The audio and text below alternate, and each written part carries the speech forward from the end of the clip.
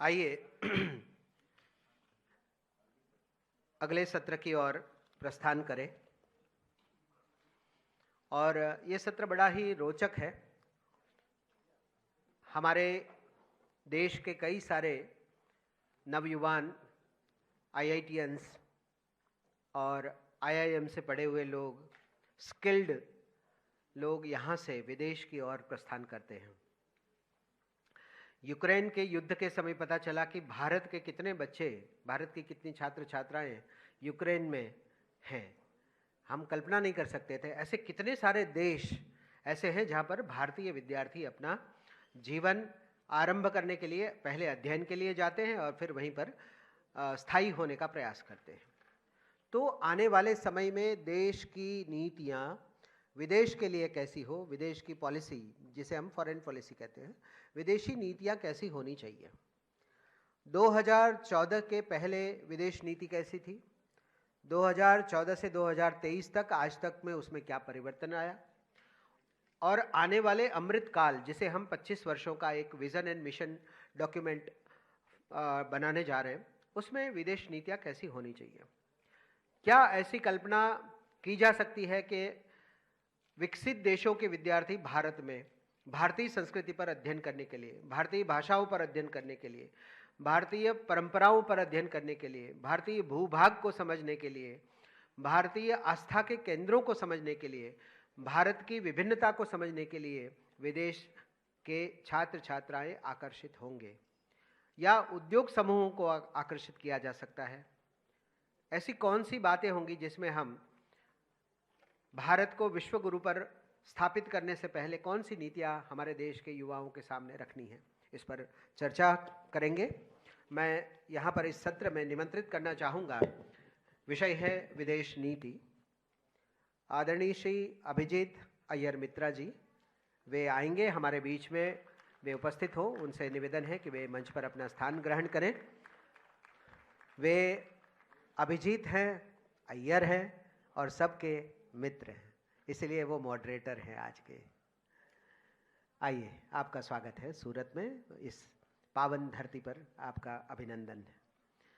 मैं आमंत्रित करना चाहूँगा इस सत्र में, हालांकि मैं कहूँगा कि पूरे तीन दिन के जितने भी सत्र हैं हमारे, जितने भी सेशंस होंगे, please take your seat, please sir, please. उसमें सबसे अगर युवा वक्ता या मॉडरेटर या प्रवक्ताएं जितने भी लोग आएंगे, उनमें मुझे गर्व से कहना होगा कि युवा और एक जुझारू महिला हमारे बीच में है। ऐसी आज की स्पीकर शैला राशिद शोरा मंच पर पधारे, मैं उनसे निवेदन करूंगा और इस विदेश नीतियों के बारे में हमारे बीच में अपने विचारों को प्रस्तुत दोनों करेंगे। हालांकि इस सत्र में दो और हमारे वक्ता थे, लेकिन अनिवार्य कारणों से वे सूरत नहीं पहुंच पाए। उन्होंने खेद व्यक्त किया, लेकिन इस कार्यक्रम को शुभकामनाएं भी प्रस्तुत की है। एडमिरल शेखर सिन्हा जी आने वाले थे, नहीं आ सके, लेकिन शुभकामनाएं हमें प्राप्त हुई है। निवेदिता शुक्ला जी, जो आज की इस विषय पर हमारी वक्ता थी, वे भी किसी कारण से नहीं पहुंच पाई, लेकिन सूरत के इस प्रयास को उन्होंने सराहा है। उन दोनों का मैं धन्यवाद करते हुए आइए दोनों का अभिवादन सम्मान हम करना चाहेंगे। तो मैं निवेदन करूं यहाँ से, आस्था गोस्वामी आएंगी और उनका परिचय देकर के उनके अभिवादन का कार्यक्रम आगे बढ़ाएंगी। आस्था गोस्वामी।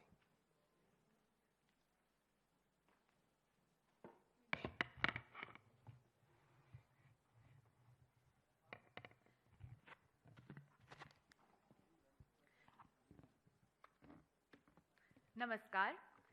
श्री अभिजीत अय्यर मित्रा का सम्मान करने के लिए मैं हमारे युवा कार्यकर्ता जश ठक्कर को मंच पर बुलाना चाहूंगी।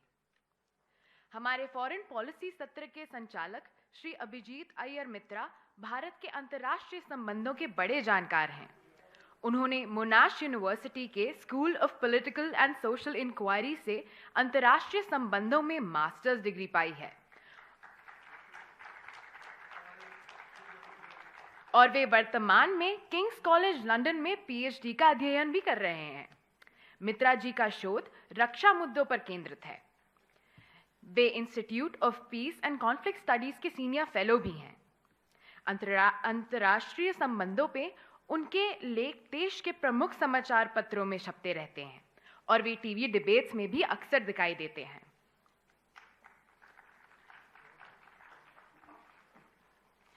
अब मैं श्रीमती शैला राशिद का सम्मान करने के लिए हमारे युवा कार्यकर्ता देवम जोशी को मंच पर बुलाना चाहूंगी। श्रीमती शोरा एक भारतीय मानवाधिकारी कार्यकर्ता हैं। वे जेएनयू में छात्र संघ अध्यक्ष चुनाव जीतने वाली पहली कश्मीरी महिला और ऑल इंडिया स्टूडेंट्स एसोसिएशन से उस वर्ष की सबसे अधिक मतदान पाने वाली उम्मीदवार भी हैं। शैला जी ने एनआईटी श्रीनगर से कंप्यूटर इंजीनियरिंग तथा जेएनयू से पीएचडी प्राप्त की है। वर्तमान में वे कश्मीर यूनिवर्सिटी में असिस्टेंट प्रोफेसर है तथा भारत सरकार द्वारा टेक्नोलॉजी के क्षेत्र में किए जा रहे प्रयोगों पर शोध भी करती हैं। आइए अब हम इस सत्र के सभी वक्ताओं का तालियों की गड़गड़ाहट से स्वागत करें।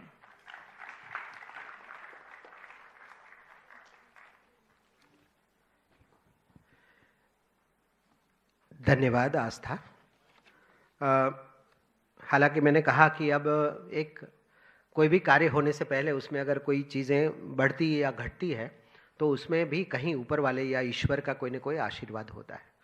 अगर 4 लोग यहाँ बैठे होते, 3 वक्ता, 1 मॉडरेटर, तो थोड़ा थोड़ा समय मिलता और थोड़ी थोड़ी बातें होती। आज 1 मॉडरेटर 1 वक्ता है, पूरा समय उनको मिलेगा अपने विषयों को रखने का और चर्चा करने का, तो ये कितनी अच्छी बात है। यस, आप सबकी तालियों के साथ मैं मॉडरेटर जी से निवेदन करना चाहूँगा, अभिजीत अय्यर मित्रा जी से, कि वे आज के इस सत्र का विदेश नीति के विषय पर अपनी चर्चा का आरंभ करें। धन्यवाद। नमस्ते भाइयों और बहनों। अब मेरे को पता नहीं मॉडरेटर कैसे स्पीकर भी बन जाता है, पर मैं कोशिश ज़रूर करूँगा। आपको शायद पता होगा, शायद पता नहीं होगा, मैं भारत के फॉरेन पॉलिसी का बहुत बड़ा फ़ैन हूँ, पर जो भारत का जो विदेश मंत्रालय है उसका बिल्कुल भी फ़ैन नहीं हूँ। तो इक्वल क्वांटिटी में गाली भी देता हूँ और थोड़ा ये भी देता हूँ, उनको प्यार भी देता हूँ। तो शैला जी थोड़ा ऑपोजिट हैं। वो पहले फॉरेन पॉलिसी को काफ़ी गालियाँ देती थी, पर गाली नहीं देती थी, पर आलोचना करती थी। वो गाली तो मैं देता हूँ। और आजकल उनको she believes that foreign policy पूरी दुनिया के बेहतराई के लिए है। तो इसमें मैं शैला जी आपसे ये पूछूंगा, मैं इसको एक कॉन्वर्सेशन ही रखूंगा, और क्योंकि हम टाइम से थोड़ा आगे बढ़ गए हैं, finish it off at 5। But आपको क्या लगता है कि पिछले सालों में हमारे क्या सक्सेस रह चुके हैं, क्या फेलियर्स रह चुके हैं, और किस पे हमारा अभी भी एक ब्लाइंड स्पॉट है जहां हम शायद उतना नहीं कर रहे हैं जहां हमको करना चाहिए? Thank you so much Abhijeet. सबसे पहले मैं सूरत लिटरेरी फेस्ट के ऑर्गेनाइजर्स को शुक्रिया अदा करना चाहती हूँ कि उन्होंने मुझे चांस दिया यहाँ पे आने का, आप सब लोगों से मिलने का, आपकी डायमंड नगरी में आने का फर्स्ट टाइम मुझे सौभाग्य मिला है। अभिजीत जी ने जैसे कहा कि पहले हमारी फॉरेन पॉलिसी, मैं उसमें थोड़ी सी करेक्शन करना चाहूँगी। पहले तो आलोचना करने के लिए मुझे लगता है हमारे पास कुछ था ही नहीं, क्योंकि हमारे पास एक नॉन एग्जिस्टेंट फॉरेन पॉलिसी थी। हम एक पैसिव नेशन थे जो वर्ल्ड स्टेज पे देर वाज 1 पोल और 2 पोल्स जैसे भी रहता था, और हम उसको खुद को उसके हिसाब से अलाइन करते थे। शुरुआती दौर में इंडिया की जो फॉरेन पॉलिसी है वो रशिया के साथ में अलाइन रही, और फिर जब सोवियत यूनियन का फॉल हो गया उसके बाद में हम लोग ज़्यादा अमेरिका की तरफ अलाइन होने लगे। तो जो वो नॉन अलाइंड प्रिंसिपल्स थे वो ज़्यादा देर तक चले नहीं, या पैसिवली चलते रहे, या जैसे भी चलता रहा। अभी की जो फॉरेन पॉलिसी है, it is for the first time that I think that we actually have a foreign policy, first of all, because we are becoming active players on the global stage with a vigorousness, with an energy that befits the size of our economy. And as the topic suggest, India at 2047, मतलब अभी अमृतकाल शुरू हो गया है, 100 साल हिंदुस्तान की आज़ादी को हो जाएंगे। उस टाइम पे फॉरेन पॉलिसी कैसे होनी चाहिए, उस चीज़ पे हम लोग यहाँ पे मंथन करने आए हैं। तो जैसा आपने सही बताया कि पहले हमें देखना है कि हमारी सक्सेसेस क्या रही हैं और हमारे फेलियर्स क्या रहे हैं। तो फेलियर्स तो मैं नहीं कहूँगी, क्योंकि foreign policy is an ever evolving stage, इसमें हमेशा चैलेंजेस रहते हैं जिसको हमें कन्फ्रंट करना पड़ेगा। तो लेकिन पहले देखते हैं कि सक्सेसेस क्या है। सबसे पहले जो इंडिया ने अपनी फॉरेन पॉलिसी को नॉन अलाइनमेंट से मल्टी अलाइनमेंट में चेंज किया है। नॉन अलाइनमेंट का मतलब था कि हम लोग किसी के साथ नहीं हैं, ना हम अमेरिका के साथ हैं, ना हम सोवियत रशिया के साथ हैं, हम अलग हैं। आज हम सबके साथ हैं। हम जहाँ पर इज़राइल को कहते हैं कि आपको खुद को डिफेंड करने का राइट है, एट द सेम टाइम हम फ़लस्तीन को सपोर्ट भी कर रहे हैं। वहाँ पे ह्यूमैनिटेरियन एड मुझे लगता है सबसे ज़्यादा शायद भारत से ही जा रहा है।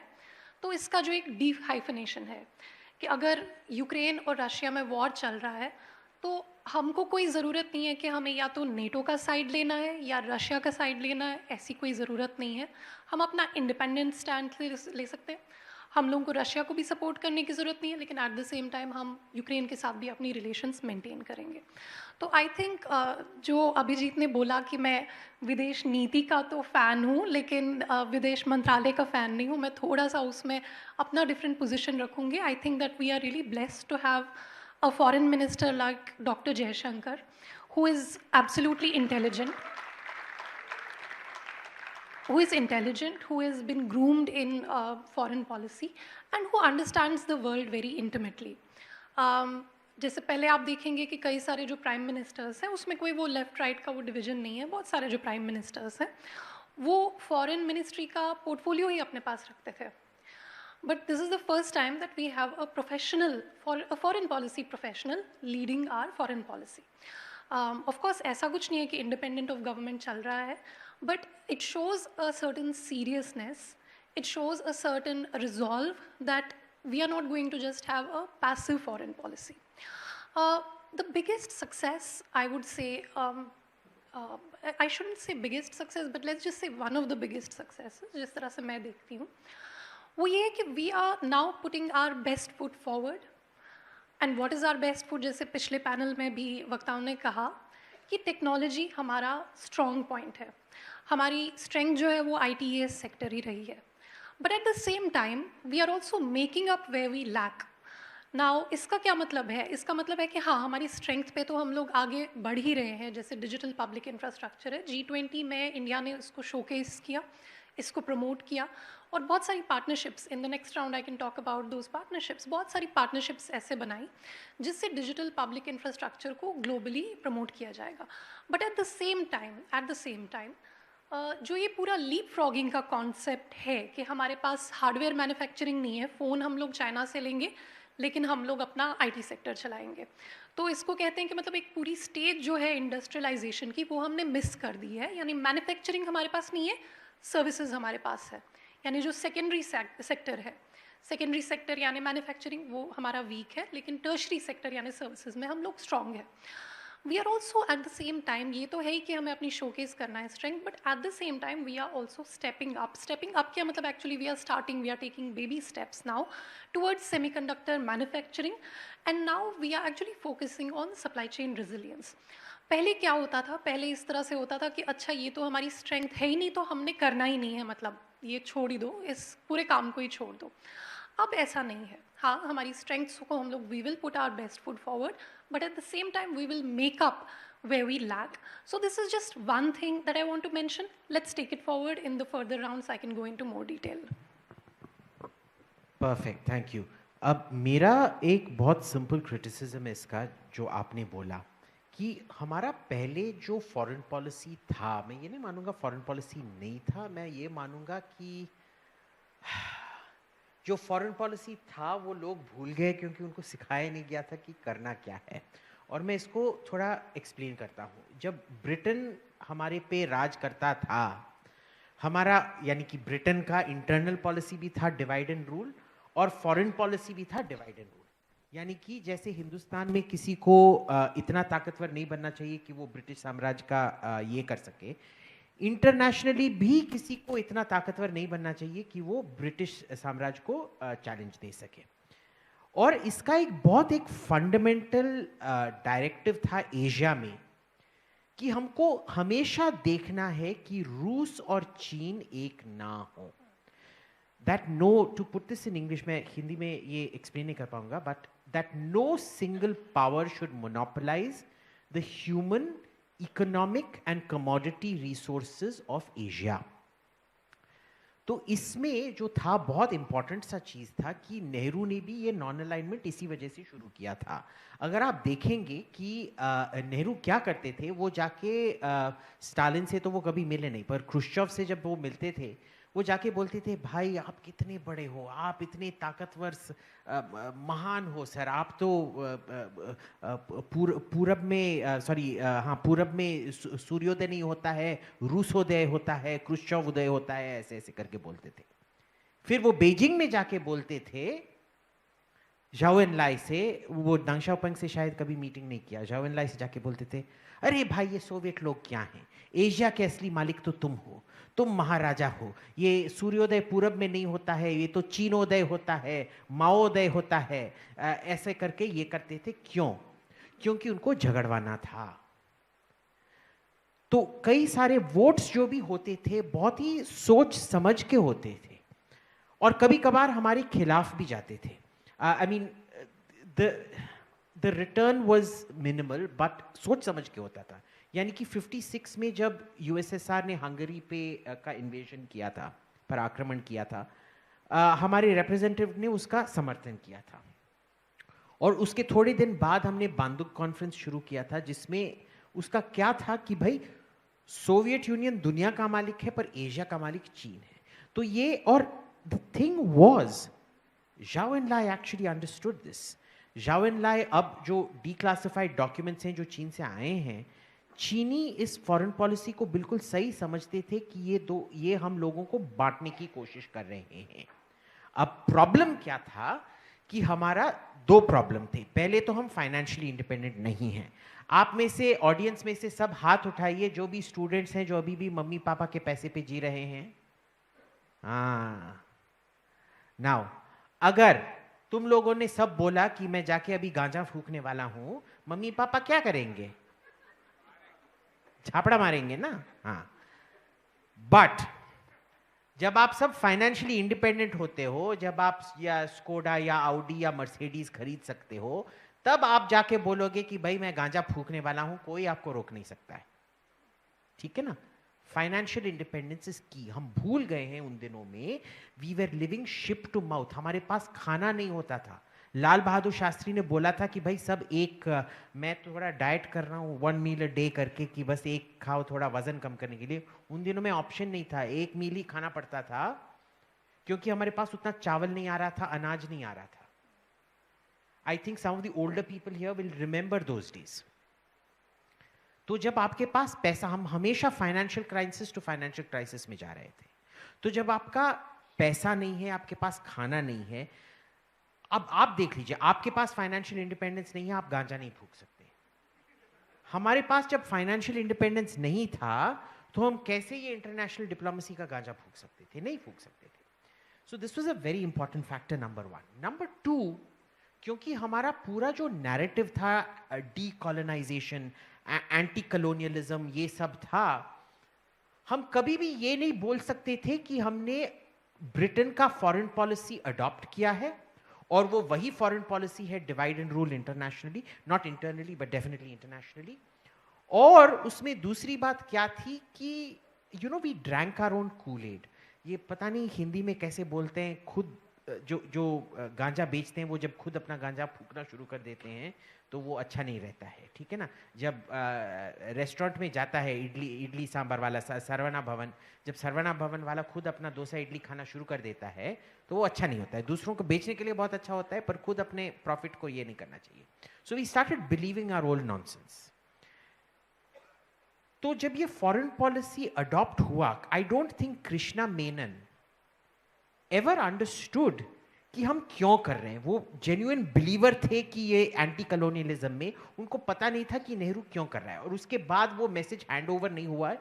तो पूरा इरोजन हुआ पॉलिसी की कि हम जो दुनिया के लिए जो बकवास करते थे, जैसे आपको पता होगा ना, हिंदुस्तान में ये होता है कि जब शादी होता है घर में, घर पे पैसा नहीं होता है पर सबको दिखावा करना पड़ता है, तो चांदी के प्लेट में सबको खाना दो, 50 कोर्स दो, ऊंधियो दो, उबाड़ियो दो, वो जलेबी दो, ये दो, वो दो, सब कुछ। और अगले दिन आपको कर्जा पे पता नहीं कि अगले 10 साल रहना पड़ेगा, पर शादी आप धूमधाम से करेंगे, लोग हमारे बारे में कुछ नहीं बोलना चाहिए करके। तो ऐसा जब फॉरेन पॉलिसी होता है, लोग घर पे भी लोग भूल जाते हैं कि भाई घर पे पैसा नहीं है। सो ऐसा था नंबर 1.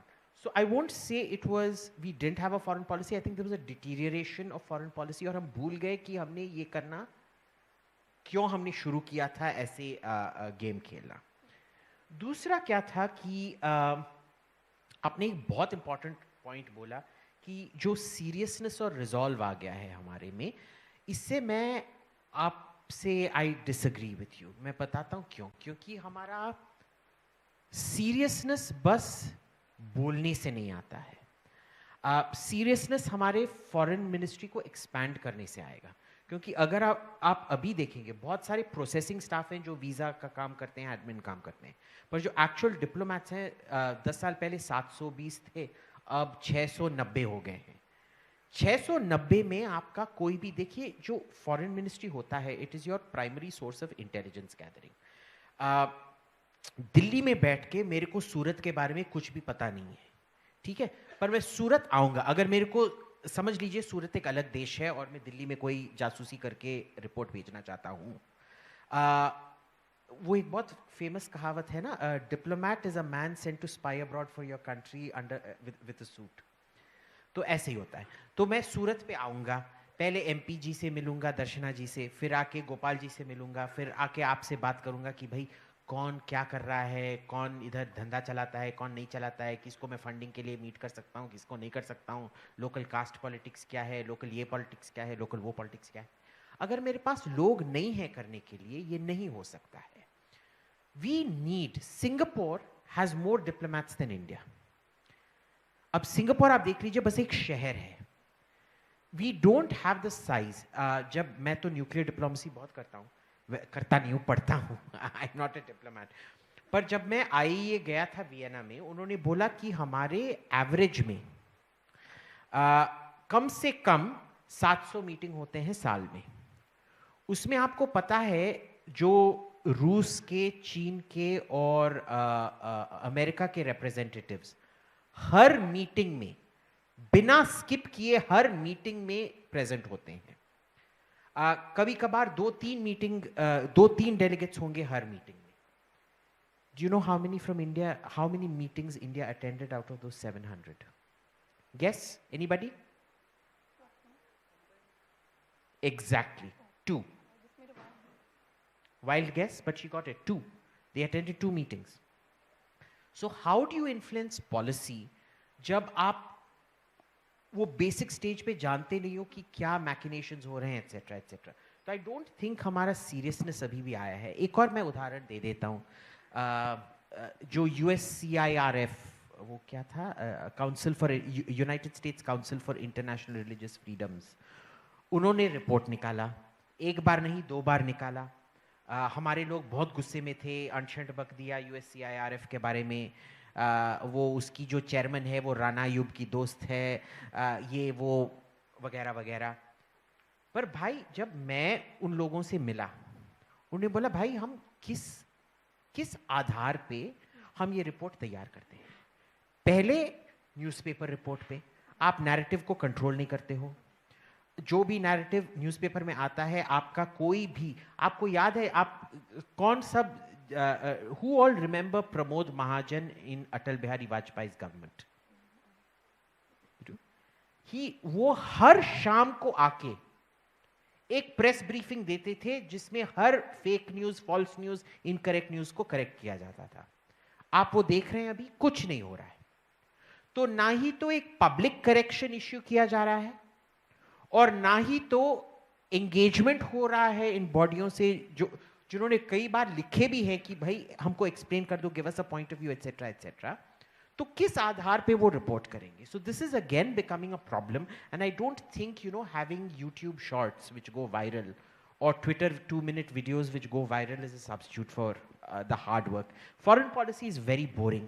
हमारे देश में प्रॉब्लम क्या होता है, सब लोग समझते हैं हाय भाई हमको बिजनेस क्लास में जाने को मिलता है, रोज़ फॉरेन जाने को मिलता है, वो वगैरह वगैरह, वो ब्लैंड टेस्टलेस फूड जिसमें बस नमक और पेपर होता है, खाने को मज़ा मिलता है, और एसी में 5 स्टार में रहने का मज़ा मिलता है. That is not foreign policy. It is actually very hard work, it is very boring, and it is very stressful. And the last thing is,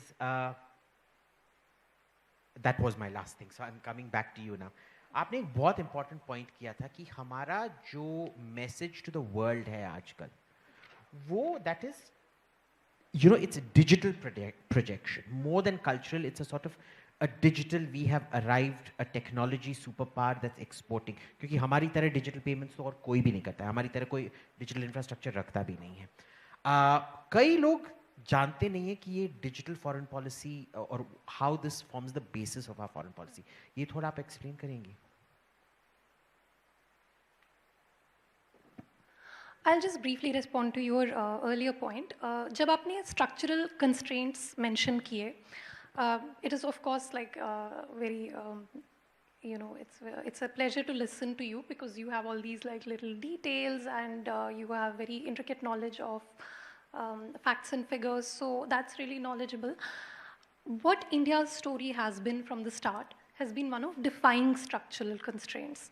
Now, even if we go back to the LBS era or slightly afterwards, when India liberated Bangladesh, at that time also we were not doing very well. It's not as if मतलब कोई बहुत धन आ गया था 1971 में हमारे पास, लेकिन there was a clarity, and that is what I mean by having a foreign policy now or not having a foreign policy at some point. The key difference is clarity. तब हमारे पास एक clarity थी कि yes, we have to do this, the right decisions were taken at the right time. Otherwise, I mean, not to play Nehru, Indira Gandhi, मैं अभी कोई उसको उस तरह से रीड करने की ज़रूरत नहीं है, कांग्रेस बीजेपी में क्या बोल रही हूँ, बट अगर हम लोग सोचें कि अगर इस टाइम पे आपके इस तरफ भी पाकिस्तान होता और आपके इस तरफ भी पाकिस्तान होता और ऊपर चाइना, तो मतलब we would be in a really difficult position where we would be flanked on 2 sides by Pakistan. So I think that is a very huge victory, a very huge achievement, which of course should be like the good things that have happened in the past, those should be appreciated. But when I talk about this this defiance of structural constraints, India today, you know, it's not, it doesn't have a voice because we have more diplomats than Singapore or we have more diplomats than US. It's because India has emerged as a moral force in the world. It has emerged as a force of good. That is what is important domestically, abroad. That is something that we need to understand and project and play on. Because बाकी लोग क्या, मतलब बाकी मुल्क जो है वो क्या एक्सपोर्ट कर रहे हैं. आप अगर देखें अमेरिका की तरफ देखें, अमेरिका की जो लेगेसी रही है कि जगह जगह पे कॉन्फ्लिक्ट स्पॉन्सर करना उनका एक USP है. अगर आप देखेंगे कोई और देश हैं वो आर्म्स एक्सपोर्ट कर रहे हैं, कोई और देश है वो ड्रग्स एक्सपोर्ट कर रहे हैं. इंडिया क्या एक्सपोर्ट कर रहा है? इंडिया एक्सपोर्ट कर रहा है yoga, Bollywood, digital public infrastructure, knowledge. India is not, yes, of course we have structural constraints. I think you are more aware than anyone else of them. But our USP is to defy those structural constraints and emerge on the basis of a moral force of good, a knowledge economy, and that is our strong point. And you know, when you mentioned that what are the elements of this digital foreign policy, तो देखिए जब आधार आया, मैं आपको मतलब साफ शब्दों में ये बताऊंगी कि जब आधार आया तो उस टाइम पे कई सारे लोगों ने, मैंने खुद इसकी बहुत अपोजिशन की कि नहीं ये एक निगरानी का टूल है. मतलब हमने जो आर्ग्यूमेंट किया, जो क्रिटिक्स जो आर्ग्यूमेंट करते थे, जो पूरा सुप्रीम कोर्ट केस चला इस पे, उसका मेन आर्ग्यूमेंट ये था कि आधार जो है उसको एक लेंस की तरह, एक मैग्नीफाइंग लेंस की तरह स्टेट जो है, गवर्नमेंट जो है इस्तेमाल करके नागरिकों की ज़िंदगी पर निगरानी रखेगी, यानी जिसको हम सर्वेलेंस कहते हैं. It is a surveillance project, that is what was said. But actually if we see what India has done is something remarkable. We have taken the Aadhaar as a prism, इसको एक दृष्टिकोण की तरह, मतलब जो हमने आधार के स्ट्रेंथ पे बिल्ड किया, उसको एक दृष्टिकोण की तरह यूज़ करके, उसको एक प्रिज्म की तरह यूज़ करके हम अपना फोकस अब्रॉड कर रहे हैं, यानी जो लीस्ट डेवलप्ड कंट्रीज़ हैं, जो मिडिल इनकम कंट्रीज़ हैं, जो which was actually the original promise of the NAM in a sense, we are actually helping them build digital public infrastructure. We are helping them build foundational services like IDs, payments. और इसका importance क्या है, आप क्योंकि students हैं, मैं normal भाषा में कहूँगी, उसका इम्पोर्टेंस ये है कि जब कोविड हुआ फॉर एग्जांपल, कोविड के समय पर बहुत सारे लोगों को इमरजेंसी पेमेंट्स की गई, इमरजेंसी या क्राइसिस सिचुएशन जब आएंगी, और आगे के जैसे कहा जाता है कि आगे जो है पैंडेमिक्स और भी ज़्यादा बढ़ते जाएंगे। ये पैंडेमिक है, ये जितना ज़्यादा हमारी कम्युनिकेशन और ट्रांसपोर्ट लाइंस अच्छी हैं, उतने ज़्यादा पैंडेमिक्स खतरनाक होते जाएंगे। जैसे रोमन सिविलाइजेशन जब थी, रोमन सिविलाइजेशन में कई बार प्लेग फैलता रहता था क्योंकि उनका रोड नेटवर्क बहुत अच्छा था। तो जितना ज़्यादा वर्ल्ड में ट्रांसपोर्ट बढ़ता जाएगा, ग्लोबल ट्रांसपोर्ट जितना ईजी होता जाएगा, पैंडेमिक्स की फ्रीक्वेंसी यानी कोविड जैसा और भी कुछ आ सकता है कल, और भी ज़्यादा खतरनाक आ सकता है, गॉड फॉरबिड। लेकिन उस टाइम पे India will be prepared, and with the help of India many other nations will be prepared to make emergency payments to their citizens who can then survive the pandemic, क्योंकि lockdowns में become inevitable. अगर इस तरह की स्थिति दोबारा आई तो हो सकता है दोबारा से लॉकडाउन करना पड़े। तो उस टाइम जो श्रमिक हैं, जो डेली वेजर हैं, जो लेबरर्स हैं, जिनका कोई सेट सोर्स ऑफ इनकम नहीं है, उनको उस टाइम वेज भेजा जा सकता है इस डिजिटल पब्लिक इंफ्रास्ट्रक्चर के थ्रू। तो आप आइडेंटिफाई कर सकते हैं। अब डिफरेंट कंट्रीज़ में डिफरेंट जो है क्राइटेरिया यूज़ किए जाते हैं। जैसे इंडिया में आपका आधार जो है वो राशन कार्ड से लिंक्ड होता है। तो अब अगर आपके राशन कार्ड में बिलो पॉवर्टी लाइन है तो आपको जो है डायरेक्टली पेमेंट किया जाएगा आपके खाते में, जनधन या जो कोई भी आपका अकाउंट लिंक्ड है उसमें आ जाएगा। लेकिन कुछ और कंट्रीज़ हैं, जैसे मैं किस कंट्री का देख रही थी, I am not sure, is it Ethiopia और व्हाट, उसमें वो लोग डेटा यूजेज से देखते हैं कि कौन लोग गरीब हैं, किन लोगों को स्टेट की सहायता की ज़रूरत है। तो यानी जो लोग कभी मोबाइल डेटा बंद करके, जैसे आप गरीब लोग हैं, वो हमेशा हो सकता है डेटा ऑन नहीं रख सकते हैं, वो बीच बीच में डेटा बंद कर देते होंगे या कितना यूजेज कर रहे हैं। अब हम लोग अपने फ़ोन पे नेटफ्लिक्स वगैरह भी देखते हैं, लेकिन वो लोग जो है उससे डेटा यूजेज से निकाल के देखते हैं कि कौन गरीब है, तो उस एज एन AI सिस्टम, उसको as an intelligent system use करके। तो इसकी एप्लीकेशंस डिफरेंट हो सकती हैं, लेकिन इसका जो बेसिक इंफ्रास्ट्रक्चर, जो प्रोटोकॉल्स हैं, जिसको कहते हैं कॉन्टेक्स्ट फ्री लेयर्स जो हैं, जो इसकी बेस है, तो वो इंडिया एक्सपोर्ट कर रहा है। तो इससे क्या होगा, मतलब एक तरीके से तो GDP कंट्रीब्यूशन भी होगा, क्योंकि इंडियन कंपनीज, इंडियन कंसल्टेंट्स, जिन लोगों ने इन सब चीज़ों पे काम किया है, यानी आपका डिजी यात्रा, डिजी लॉकर, आधार, वॉटेवर जो कोई भी एप्लीकेशंस इस पर बनी हुई है, यही कंपनीज़, यही जो फाउंडेशंस हैं जो ये बनाती हैं, वो बाहर भी ये सर्विसेज प्रोवाइड कर सकती हैं। तो एक हिसाब से इसका एक माइनर पार्ट है एक्सपोर्ट ऑफ सर्विसेज, तो उसमें हमारा GDP भी आ सकता है, उसमें GDP में भी कंट्रीब्यूशन हो सकता है। But more importantly it enables the promise for settlement. जैसे हमारा जो ये पेमेंट्स जो UPI है, now UPI is going global. जैसे जो national payments corporation of India, जैसे UPI जो अपना आप इस्तेमाल करते हैं, पेटीएम, गूगल पे, तो उसका अब एक और ऑर्गेनाइजेशन बना हुआ है, NPCI 2.0 I think it is called, NPCI international it is called, I am sorry, it is called NPCI international. यानी जो national payments corporation of India है, ये अब्रॉड भी इन सिस्टम्स को, आपने वो एक वीडियो देखा होगा जहाँ पे वो एक जर्मनी के मिनिस्टर आए थे G20 के दौरान, तो वो सब्जी खरीद रहे थे UPI को लेकर के। So that is what India did during G20, India showcased those things. अगर हम लोग इसको एक एकेडमिक लेंस से देखें, पहले क्या होता था, टेक्नो नेशनलिज्म का एक कॉन्सेप्ट है। टेक्नो नेशनलिज्म यानी बहुत सारे, जैसे जर्मनी हिटलर के टाइम पे या मीजी एरा के टाइम पे जो जापान है, उसको बोला जाता है कि मतलब these were techno nationalist nations. ये टेक्नो नेशनलिज्म का मतलब क्या होता है एकेडमिक भाषा में? इसका मतलब होता है जब आप टेक्नोलॉजी को यूज़ करते हैं अपने नेशनल इंटरेस्ट के लिए। अब एक हिसाब से आप कह सकते हैं कि everything is techno nationalism, because हर कोई चीज़ जो है, स्टीम इंजन आया उसकी वजह से कोलोनियलिज्म आया, वो you can argue that. But what Indian techno-nationalism, like if you can call it that, nobody has called it as such, but I'm just using the point to make a difference, to make a distinction, कि हमारा जो ये techno-nationalism है, यानी हम जो अपने national interest या फॉरेन पॉलिसी एम्स के लिए टेक्नोलॉजी को यूज़ कर रहे हैं, there is a major difference from the earlier techno-nationalisms, because the earlier techno-nationalisms were based on warfare, they were based on belligerent nationalism, they were based on expansionism, But India's, this techno-nationalist movement, if you can call it that, this UPI movement, this DPI movement, it is not belligerent nationalism, it is not expansionist, it is not interventionist, and at the same time, we are exporting, we are exporting digital public goods. We are not exporting weapons. We are not exporting weapons technology. So that is really important. That's a huge difference. And that is why I believe, this is my belief, I could be wrong, but I hope that I'm right, that because of, by virtue of being a moral force of good, we can actually overcome our, structural constraints. But at the same time, as I said, like what India is also doing right now is also focusing on manufacturing, is also focusing on supply chain resilience. यानी जिन चीज़ों में क्या हुआ कि जिस time पे Covid का time हुआ उस टाइम पे चाइना वाइना में जो है सारी चिप्स, आपकी जो सेमीकंडक्टर चिप है वो पूरी चाइना से बन के आती थी. तो अब जो है, अब हम लोग यहाँ पे भी मैन्युफैक्चरिंग स्टार्ट कर रहे हैं.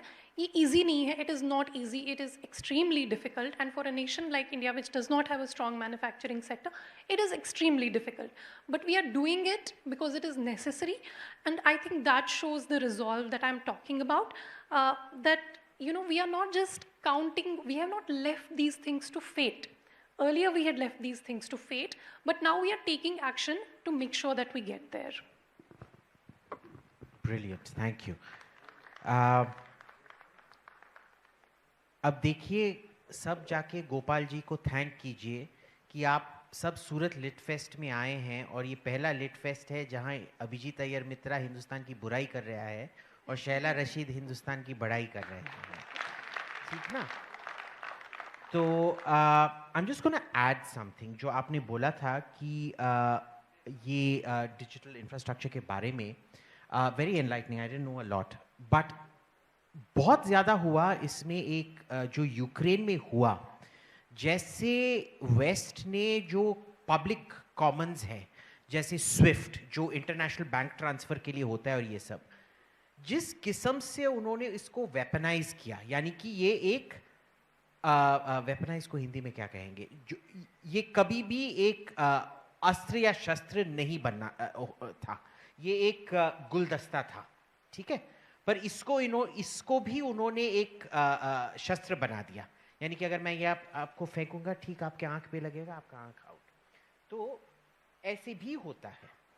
एंड इसमें प्रॉब्लम क्या है कि उससे जो मैंने एक यूनिटी ऑफ पर्पस देखा है हमारे सरकार में, I think the last time I only read about this was during the 1971 Bangladesh war that you referenced, कि वो बहुत क्लियर हैं इसके बारे में कि ये जो डिजिटल पेमेंट्स है, अभी एक आर्ग्यूमेंट चल रहा है सरकार की ओर से, and this a very good argument. ये नॉर्मली सरकारी आर्ग्यूमेंट जो होते हैं बहुत बकवास आर्ग्यूमेंट होते हैं, पर ये बहुत अच्छा आर्ग्यूमेंट है कि भाई हमारे सिक्योरिटी के लिए हमको क्या करना चाहिए. 2 डिजिटल होने चाहिए, एक यूपीआई होना चाहिए और एक और होना चाहिए, क्योंकि अगर कोई भी फॉरेन पावर ने यूपीआई पे अटैक कर दिया तो हमारा कोई दूसरा होना चाहिए. पर इसका काउंटर व्यू जो आरबीआई से आ रहा है वो ये है कि भाई ये एक अभी इसका मार्केट पेनिट्रेशन नहीं हुआ है. अगर हमने 2 बना दिए तो इसका फॉरेन मार्केट पेनिट्रेशन नहीं होगा, तो एक ही रह के पहले पूरा मार्केट पेनिट्रेट करते हैं. कई सारे, अब आपको पता होगा कि दुबई में, दुबई ड्यूटी फ्री में you can buy things on your phone पे और पेटीएम और whatever, right, using your UPI app.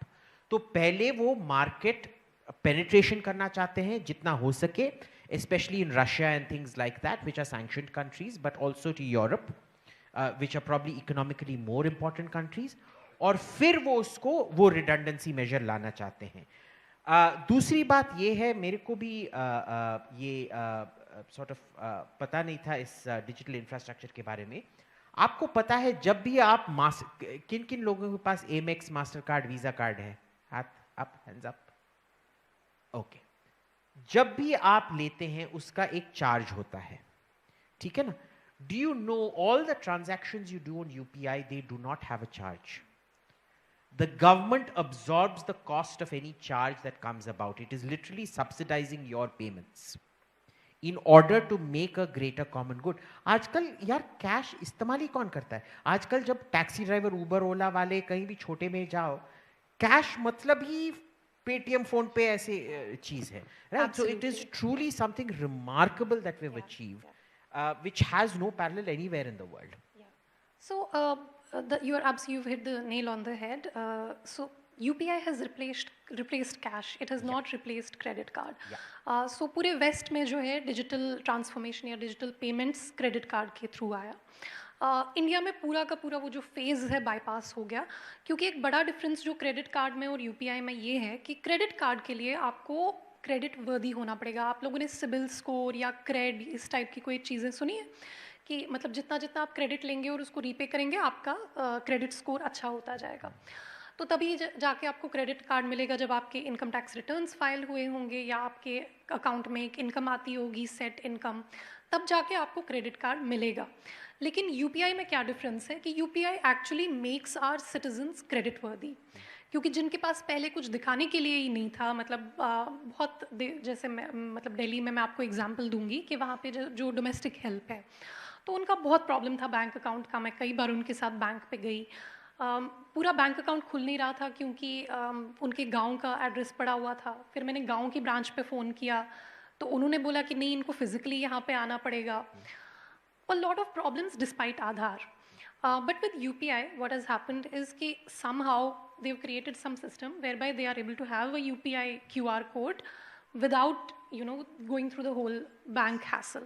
So it has actually made, so even though she was earning per month, she was having a regular income, she was employed with us for 5-6 years, but she had nothing to show for it. And now it's actually making our citizens credit worthy. So you're absolutely right, UPI has replaced cash, it has not replaced the credit card. It hasn't replaced, but I would slightly disagree with you. मैं मानता हूँ कि credit card का क्या होता था, एक किस्म का सिक्योरिटी की भाई मैं जब फॉरेन में जाते हैं 15 लाख रुपए सब कैश में नहीं ले जा रहा हूँ या ट्रैवलर्स चेक्स में नहीं ले जा रहा हूँ करके, तो एक किस्म का जो डिजिटाइजेशन फंक्शन होता था क्रेडिट कार्ड का, वो इसने रिप्लेस कर दिया है.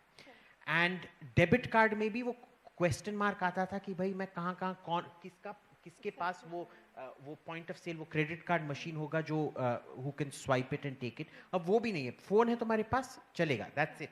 यू बिकम फोन के साथ ही you become both a vendor and service provider and everything. So fantastic point. पर आप सोच रहे होंगे what is this impact on foreign policy, because we were talking about domestic policy. आप मानोगे नहीं, आजकल जब लोग हिंदुस्तान में आते हैं, sure they're marveled by the Taj Mahal and Red Fort and Brihadishwara temple and things. What they truly marvel about is our digital, क्योंकि उनको पता ही नहीं है कि भाई ऐसे चीज हो भी सकता है. आप मानेंगे नहीं, जापान में 10 साल पहले क्रेडिट कार्ड ही इतना मुश्किल होता था. मैं एक जगह पे गया हूं, एक बैंक में क्रेडिट कार्ड से पैसा विथड्रॉ करने के लिए, where the bank did not know how to take out money from the thing because the ATM काम नहीं कर रहा था.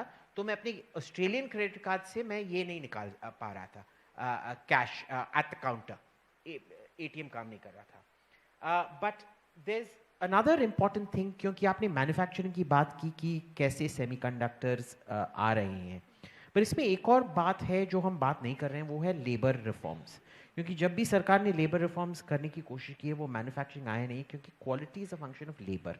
वो चिप्स में just a quick straw poll again audience से, अगर मैं बोलूं कि फैक्ट्री फ्लोर में आपके बेटे को महीने का 5 लाख मिलेगा, will you let your son become a factory floor worker, son और डॉटर?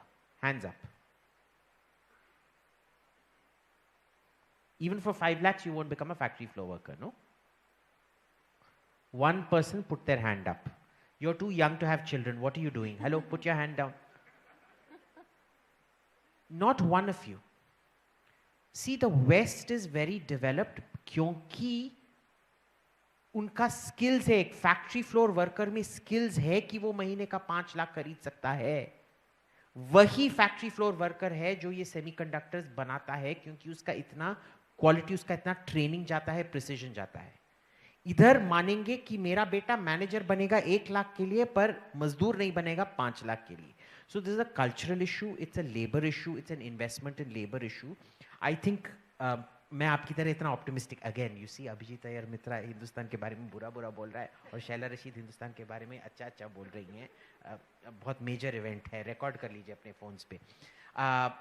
तो So this is again where I disagree कि I don't think manufacturer भी आएगा, not unless the government has दोनों educational reforms and जो labor reforms होने थे बस जो हुए नहीं, and most importantly aunty uncle के mindset कि मेरा बच्चा भाई 5 लाख पे भी मजदूरी नहीं करेगा.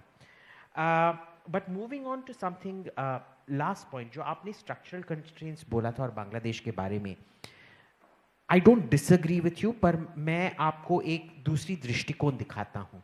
आपको पता है emergency जो हुआ था वो एक किस्म से बांग्लादेश के युद्ध के वजह से ही हुआ था, क्योंकि जो बांग्लादेश युद्ध में दो चीज़ें थे. पहले था जो हम 10 मिलियन रेफ्यूजीज की देखभाल कर रहे थे और उन दिनों में हमारे पास पैसा नहीं था, उसका जो इकोनॉमिक बर्डन था, और दूसरा जो युद्ध का जो इकोनॉमिक बर्डन था उसने हमारे इकोनॉमी को कम से कम 10 साल के लिए हॉबल कर दिया था. और तीसरी बात जो क्या थी कि उसी टाइम जो यम किपुर वॉर 73 में हुआ था उसके बाद अरब ऑयल एम्बार्गो शुरू हुआ था, तो तेल के प्राइसेस इतने बढ़ गए, उसी के वजह से देश में इतना आर्थिक तनाव हुआ कि emergency ultimately, I mean this is a disputable question if it had to be imposed और not, but it played a crucial role, क्योंकि आर्थिक तनाव के वजह से सामुदायिक तनाव बढ़ता है और इसी वजह से एक किस्म से इमरजेंसी भी आया. But let's move on to something else, something that's close to your heart, my heart, क्योंकि मैं भी उधर पढ़ा हूँ, आप भी उधर पढ़े हैं, आप तो उधर की हैं, मैं उधर पढ़ा हूँ. कश्मीर, आजकल हम देखेंगे कोई भी इंटरनेशनल फोरम में कश्मीर की पहली बात ही नहीं हो रही है, और दूसरी उधर ठीक आजकल टेरर होता है पर इंसर्जेंसी सिचुएशन नहीं है, और तीसरी बात जो है बस एक बंदा उसके बारे में बोल रहा है पाकिस्तान, जो कोई पाकिस्तान की बात ही नहीं सुन रहा है. Even they have backed of. इसके आप थोड़ा एक्सप्लेन करेंगे इन डिटेल कि what do you think has happened, what explains all of this? Right, on Kashmir, I think that is one of the biggest diplomatic victories of India. Uh, I think, without playing politics on this thing, one of the biggest diplomatic failures, I think, was taking the Kashmir matter to the UN, because we did not have a favorable, relation with America at that time, and Pakistan did, and then it became a bilateral conflict, and rest is history. One of the biggest diplomatic victories of India has been to, whatever you want to call it, decouple, dehyphenate itself from Pakistan. पहले जब international forums पे India की बात होती थी, it would be in relation to Pakistan. Now that's no longer the case. That story is over. Yes, now the talk is India-China. That is the sort of, because the whole talk is about rebalancing, balancing in South Asia, counterbalancing. So that whole talk is there. So Pakistan has pretty much gone out of the equation. As regards terrorism or insurgency in Kashmir, there are few major shifts. पहली जो चीज़ है, पहले तो मतलब जो incidents हैं वही कम हो गए हैं, ओवरऑल जो इंसिडेंट्स हैं वो कम हो गए, मतलब कि 2018 में कुछ there were some 150 incidents, and this last year there have been some 40 incidents, so it is like 2/3 reduction in insurgency itself. The second shift is a qualitative shift. Earlier you had local boys picking up arms ever since the 1980s insurgency started, 89 mein. Now it is like that has dramatically gone down. Now there are infiltrators, but the recruitment of local boys has gone down very much. That is the second thing. So by consequence, what will also happen is that the local support for the terrorists will also go down because they are not locals. The third shift, which is a worrying shift, I mean the last two shifts, they are not sort of victories or anything, they are worrying shifts. There's been a shift from the Kashmir Valley to the Pir Panjal area. So what does this show us? अगर आप कश्मीर की थोड़ी अगर आप geography देखें तो actually जो north है, नॉर्थ कश्मीर, यानी जिसमें आपका Bandipora, Kupwara, all of this आता है, उसका बॉर्डर लगता है पाकिस्तान के साथ. तो वहाँ पे इंसर्जेंसी शायद इसलिए इस टाइम पे, मैं इस टाइम की बात कर रही हूँ क्योंकि पास्ट में कुछ अलग था, इस टाइम पे शायद इसलिए नहीं है because they have seen the worst of Pakistan, they have been at the mercy of Pakistan की कब वो लोग शेलिंग करेंगे, कब वो लोग कुछ टेररिस्ट भेजेंगे. And the Indian army has largely, helped, and they have somehow established a rapport or a trust with the local population. लेकिन जो साउथ है, अब जो साउथ कश्मीर है, साउथ कश्मीर का अगर आप देखेंगे जहाँ पे अभी इंसर्जेंसी सबसे ज़्यादा है, उसका एक्चुअली बॉर्डर नहीं लगता है पाकिस्तान के साथ, उसका मतलब वो जम्मू के साथ लगता है, यानी it's more closer to mainland India. Then why did they have an insurgency? It was not because of the proximity of Pakistan, it was because of the sentiment. The sentiment was in favor of whatever Azadi or whatever sentiment, self-determination. Now the shift, because this local support is dwindling, now Pakistan is counting more on geographical proximity. So that's why you see this very worrying shift of terrorist incidents to the Pir Panjal region, which has actually always been more vulnerable to Pakistani infiltration, but क्योंकि local support नहीं था इसलिए वहाँ पे ज़्यादा नहीं था. अब वहाँ पे incidents, अब आप देखते हैं कि ड्रोन से चीज़ें भेजी जाती हैं, जैसे बहुत sophisticated Turkish made weapons जो है वो ड्रोन के थ्रू आ रहे हैं, ड्रग्स जो पूरा नार्को टेररिज्म का वो नेटवर्क है वो ड्रोन्स के थ्रू चल रहा है.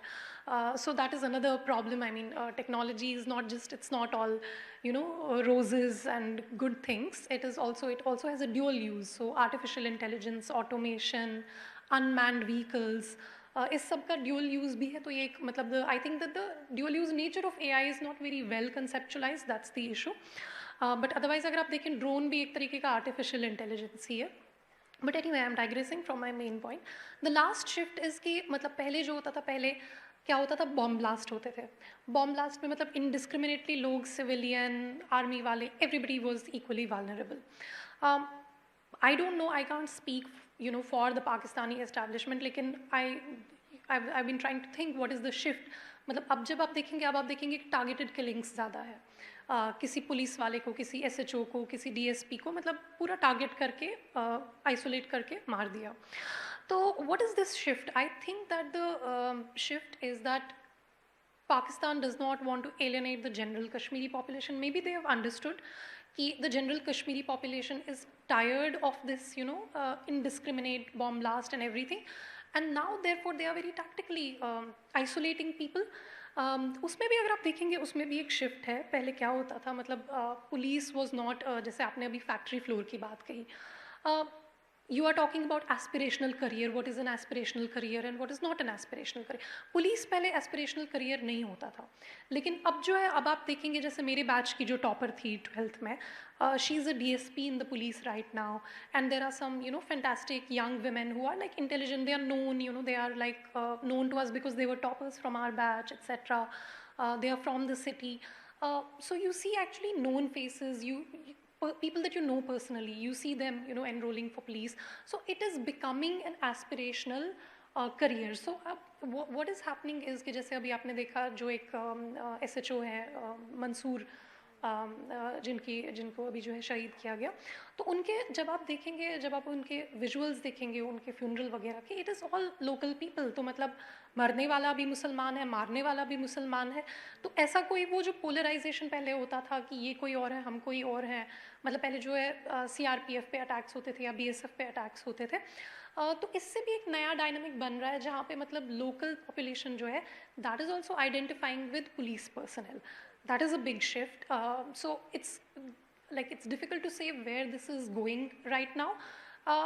It does look in our favor, but yeah, that's premature because something will have to be done about these targeted killings, because that is earlier what would happen is that लोग डरते थे proudly India का झंडा उठाने से. लोग मतलब डरते थे क्योंकि गन का ये था. अब आजकल क्या है, आजकल दो चीज़ें चल रही हैं. मतलब एक तो टारगेटेड किलिंग का खतरा है पहले, क्योंकि गन उतनी ज़्यादा नहीं है पहले. मतलब the way you had insurgency आम हो गया था, मतलब इंसर्जेंसी पहले तो, लेकिन अब टारगेटेड किलिंग्स है. The other thing is Pakistani psyops, and this is where we come to the dual use of technology again. I mean I don't know how many of you saw this NIT Srinagar वाला जो incident हुआ था अभी, आप लोगों ने follow किया उसमें न्यूज़ में, जहाँ पे वो जो है NIT श्रीनगर में किसी स्टूडेंट ने कुछ लिखा था, फिर वहाँ पे प्रोटेस्ट्स हो गए, there was some blasphemy issue. So what I noticed in that was that there were a lot of these dummy Pakistani accounts, social media accounts, which were giving the calls for NIT Chalo. So the hashtag NIT Chalo, it actually originated from these dummy kind of Pakistani accounts, and there are several kind of sort of markers that you can use to figure out कि ये चल क्या रहा है. So now Pakistan is engaging in very low cost warfare, if you want to call it that, because social media account बनाने में क्या ही मतलब लग रहा है किसी का पैसा. So the first time I noticed this thing was when the separatist leader Sayyid Ali Shah Gilani, when he died, there was मतलब इंटरनेट बंद था, इंटरनेट प्रिकॉशनरी तौर से बंद कर दिया गया था सिटी में, और वहाँ पे हमने देखा कि मतलब nobody was protesting, कोई कुछ जुलूस वगैरह नहीं निकला, which was expected, like the establishment had expected कि उस तरह का कुछ होगा. लेकिन जो मतलब पाकिस्तानी अकाउंट्स हैं, मतलब something related to Mishaal Malik etcetera, some accounts related to her, और some you know they had her photograph और whatever, they were actually giving the call कि बट मालू से they used some old video where they showed कि मतलब अभी जुलूस निकल रहा है बटमालू से गिलानी साहब के घर पे, तो चलो सब लोग जुलूस में शामिल हो जाओ. So that started on social media. So this very low cost psyops kind of warfare using drones, using social media. So Pakistan is getting really good at it. Like we'll have to think now. I can ask you a question because you're a security researcher. What do you think we should do about this? So I don't think it's very successful at the moment, mostly because बहुत जल्दी से वो narratives bust हो जाते हैं. और मैं मानूंगा हमारे ट्रोल्स पाकिस्तानी ट्रोल्स से काफ़ी बेहतर हैं. और दूसरी बात तो ये है, अरे हमारे ट्रोल्स वर्ल्ड क्लास हैं boss. They can be our second biggest export. Indian troll farm ये मोनेटाइज होके बहुत बड़ा एक्सपोर्ट बन सकता है. आईटी के बाद ट्रोल फार्म से रिलेटेड फील्ड. और दूसरी बात ये है कि जो बहुत सारे जो जुलूस और पथराव होते थे उसका पैसा देना पड़ता था. आजकल जहाँ कैश और ब्लैक मनी का इतना ये हो गया है, जैसे हर चीज़ का आप पता लगा सकते हो कि कौन ट्रांसफ़र कर रहा है किसको, और कैश आजकल almost nobody uses it. Actually problematic हो गया क्योंकि अगर आप पता नहीं 20 रुपए का आप 21 रुपए का आप प्याज खरीदना चाहते हो और आपके पास 20 रुपए है, वो चेंज आपको या तो उसको कॉम्प्रोमाइज़ करना पड़ेगा या आपको कॉम्प्रोमाइज़ करना पड़ेगा. So nobody wants to use that. तो ये बिल्कुल सही सा हो गया है. I think all of these factors are contributing. They haven't completely gotten rid of it, but they are contributing to reducing the effectiveness. पहले अगर एक ऐसा रूमर छिड़ जाता था, आपको याद है ना क्या हुआ था कि हजरत बल में जब वो जो नबी का जो बाल था उसका डैमेज का एक रूमर शुरू हुआ, फिर क्या महीनों के लिए ये हुआ, सीज हो गया था. अब वो नहीं होता है. So I don't think it's effective for that reason. But you brought up a very interesting point I want to ask you, because ये गिलानी साहब से भी related है, और another important point that you made, Turkey. क्योंकि गिलानी साहब की पोती आजकल इस्तांबुल में यूनिवर्सिटी कर रही हैं. बहुत सारे हमारे जो सेपरेटिस्ट लीडर हैं वो आजकल या तो TRT चैनल में काम करते हैं या तुर्की में मास्टर्स या पता नहीं क्या कर रहे हैं उधर. और तुर्की हमारे लिए एक प्रॉब्लम भी बन गया है, क्योंकि अगर आप देखेंगे जब 370 एब्रोगेशन के बाद भी आपने देखा होगा कि जो OIC स्टेट्स थे उनमें से UAE ने तो पूरा समर्थन किया इंडिया का. सऊदी अरेबिया एकदम चुपचाप रहा, कुछ भी पुट आउट नहीं किया. कतर बहरीन ने भी कुछ पुट आउट नहीं किया, इवन दो कतर का सऊदी अरेबिया से झगड़ा है. बस 2 लोगों ने, और वो भी एर्दोगान ने कुछ पब्लिकली नहीं बोला, बस एक बंदे ने पब्लिकली बोला और वो था खमेनेई साहब, ईरान के जो सुप्रीम लीडर हैं. और उसके बाद भी उनके फॉरेन मिनिस्टर ने 1-2 ट्वीट्स डाले हैं. But Turkey is much more problematic क्योंकि वो बहुत ही फोकस्ड नैरेटिव चला रहा है. आपका क्या ये है, how does Kashmir impact our relations with Iran and Turkey specifically, and what do you think their game in this is? I think I'll focus my comments on what we need to do because I'm not sure of the subtle mechanics of it. Turkey is a NATO member, as a matter of fact, so engagement with Turkey will require both OIC type of engagement and NATO type of engagement. But I think what India can focus more is on Muslim para-diplomacy. So there is a whole narrative outside जो बनाया जाता है, जैसे आपने कहा कि Washington Post and whatever these foreign media outlets, TRT, there is an entire narrative, and for the longest time even I was like influenced by this narrative because I was not looking at my objective situation in India. I was looking at, you know, how is the West assessing us, because the West is somehow the gold standard of international human rights, whatever international law, and you see that whole narrative demolished. मतलब अभी waste जो है, जो इतना human rights बोलते हैं India में कि ये हो गया, लिंचिंग हो गया, कुछ हो गया, why are they not talking about Palestine? why are they not talking about the 20,000 civilian deaths that have occurred in Palestine? That means it is not about human rights. आपका concern human rights के साथ नहीं है. आपका concern है कौन हमारा partner है, कौन हमारा ally है, कौन हमारा ally नहीं है, उसके साथ आपका concern है. So I think that what India needs to do more is Muslim para-diplomacy, by which I mean showcasing that our former chief election commissioner was a Muslim. We had, the first Supreme Court judge who was female was a Muslim. There are so many, like the most famous Bollywood actor is Muslim. But somehow there is not a sustained engagement. I don't see a sustained engagement whereby we, with purpose, and as I said, these are limitations, these are challenges, maybe they'll be fixed in the future. We need a sustained engagement with OIC countries where we actually say all those things that we say domestically कि हिंदुस्तान में जो है पाकिस्तान से ज़्यादा मुस्लिम है. बिल्कुल, पर वो कैसे हो सकता है? I mean, we can't, like, ये डोमेस्टिक डिबेट्स हैं, पर हम पब्लिक में बीइंग अ सेक्युलर स्टेट हम कैसे बोल सकते हैं कि देखिए, I mean, बहुत सारा हम पे लगता है कि हम मुसलमानों का शोषण कर रहे हैं और ये सब वो फॉरेन पॉलिसी को काफ़ी अफेक्ट करता है. बिल्कुल, बिल्कुल.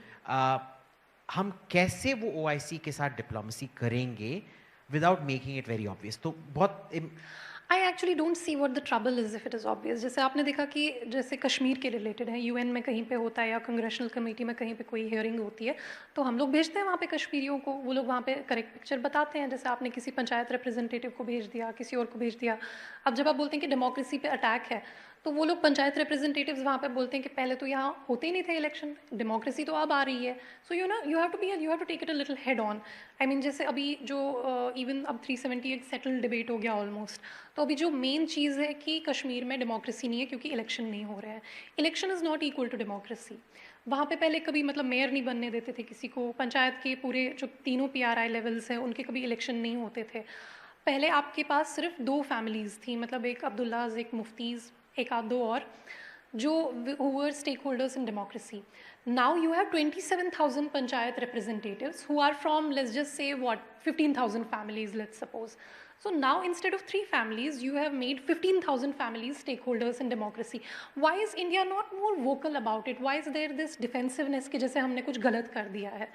तो सिमिलरली विद मुस्लिम्स, जैसे बहुत सारी स्कीम्स आप देखेंगे, बहुत सारी स्कीम्स में जो बेनिफिशरीज़ हैं वो एक्चुअली मुस्लिम्स हैं. और यहाँ पे मैं दोबारा डिजिटल पे आना चाहूँगी क्योंकि एक जो बड़ा हमारी जो एक बड़ी victory which is either it is accidental और it is because we do not have systematic discrimination embedded in our sort of systems in our governance, is that when you go to the US, अगर आप वहाँ पे facial recognition system में जाएंगे, इस पे किताबें लिखी गई हैं, इस पे papers लिखे गए हैं, इस पूरा body of literature है कि अगर आप black person हैं तो आपको जो है facial recognition system, या अगर आप Asian हैं, Asian से माने कि जो Chinese या Korean origin के अगर आप हैं, तो आपको facial recognition system exclude कर देगा क्योंकि उसमें white bias जो है वो encoded है, वो पूरे white लोगों के जो data है उस पर trained है, तो उन लोगों को वो रिकग्नाइज ही नहीं करता है. हमारा डिजी यात्रा है, डिजी यात्रा में अभी तक ऐसी कोई कंप्लेंट नहीं आई है कि जहाँ पे कोई नॉर्थ ईस्ट का होगा या कोई साउथ का होगा तो उसको डिस्क्रिमिनेट कर दे. It works for everybody. Why does it work? Is this not a civilisational strength? Is this not something we should recognise and talk about, that we actually do not have systematic biases in our system? Our systems are digital systems, which is something we have done differently from the West, is that they do not encode any biases. So I think these civilizational strengths, and even if it is obvious, what is the problem? Because we also need to give Muslim community the correct picture, because the only people talking to the Muslim community are the teachers at the madrasas, the maulanas in the mosques. They are talking to them. There are many, many of these maulanas, they may not be like radical or extremist or violent or anything, but because they are like less educated, they parrot a certain narrative, right, which is written in certain texts without contextualizing it. So अब अगर कहीं पे text में लिखा है काफिरों के against में लिखा है, जूस के against, you have to contextualize it. And you have to have more educated Maulanas. India needs to have a certification program or something for religious leaders. Such things can be done if the government wants. There should be some kind of like अगर आपको teacher बनने के लिए आपको net देना पड़ता है, JRF देना पड़ता है, पब्लिकेशन करना पड़ता है, God knows और क्या क्या करना पड़ता है. Why are you allowed to preach to sermons to people on Friday without any certification, for example? That can be done. so that these teachings of the Quran, teachings of the Holy Scriptures are contextualized for people. I think we are out of time. So as I said, Muslim paradiplomacy, showcasing our strength, showcasing our citizens, who can actually also go to these congressional committees. I mean, although it is not a it is an internal matter, you're right about that, but they can go to some, if not to the committees, there can be some other forums, there can be climate forums, because Muslims do not only care about Muslims' issues. Muslims are not single issue voters. I'm a Muslim, my biggest concern is climate. That is the biggest worry that I have right now. It's not other things, it's not even jobs, like my biggest worry is climate. So at climate forums we can have, recently the COP28, the Gadi Nashin of the Dargah at Ajmer, he actually went and represented India abroad. So that is what I mean by more Muslim paradiplomacy. Absolutely, brilliant answer. Thank you so much. And this is why you realize why she's such a celebrity. So thank you so much. I really enjoyed that conversation. Meri, I don't know the Hindi word. I hope aap bhi enjoy kiya. So thank you very much. I'm sorry I couldn't take any questions because we're at the end of the session. Thank you. Are we done? Yeah. Thank you.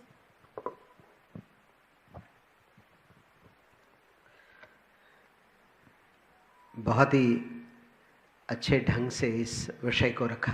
दोनों के लिए मैं समझता हूँ सूरती तालियों से एक बार अभिवादन और धन्यवाद होना चाहिए।